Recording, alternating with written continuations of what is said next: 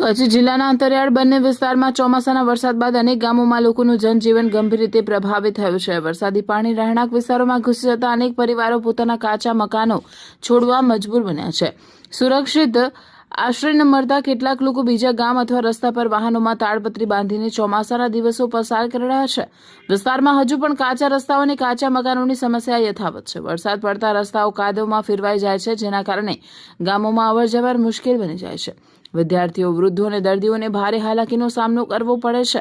સ્થાનિક લોકોનું કહેવું છે કે અનેક રજૂઆતો છતાં પાયાની સુવિધાઓનો અભાવ યથાવત છે। વિકાસના દાવાઓ વચ્ચે બંને વિસ્તારના અનેક ગામો આજે પણ મજબૂત રસ્તા, યોગ્ય આવાસ અને વરસાદી પાણીના નિકાલ જેવી મૂળભૂત સુવિધાઓથી વંચિત છે।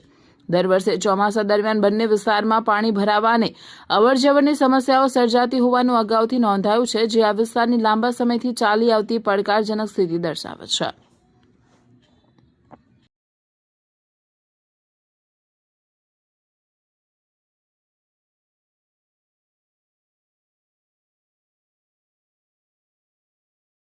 મારું નામ જત હુસેન છે અને હું સરાડા મોટાનો રહેવાસી છું।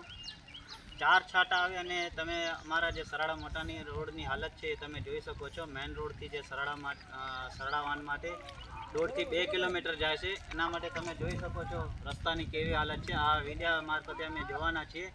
અમારા તાલુકા પંચાયતને જિલ્લા પંચાયતના ચૂંટેલા પણ બિચારા ભાજપના છે, તો પણ ભાજપ સરકારશ્રીને અમારી આ વિનંતી છે કે અમે 3-4 વર્ષોથી અરજી લખીને થાકી ગયા છે, તો હજી સુધી એનું કાંઈ નિરાકરણ નથી આવ્યું। સીસી રોડ માટે અમે કેટલી અરજીઓ આપી, મેટલ રોડ માટે અમે કેટલી અરજીઓ આપી, તો પણ હજી એનું કાંઈ નથી। તો 4-5 વર્ષથી આ તમે જોઈ શકો છો અમારી આ હાલત છે। થોડાક છાંટા પડે, હજી વરસાદ તો આવ્યો નથી। અમારા ગામમાં પાણી ફૂલ ભરાય છે એટલે અમને બીજા ગામે જવાનું પડે છે।